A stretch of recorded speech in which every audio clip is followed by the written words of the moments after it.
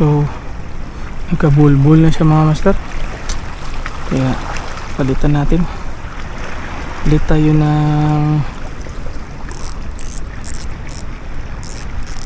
8 pounds mga master. Bahay pa lang, nagdududa na ako itong mga master. Wala na akong tiwala. So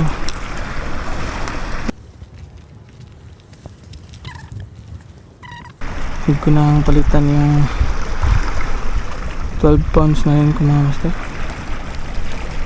Rig tayo ulit natin, tapos balik tayo ng ibang spool.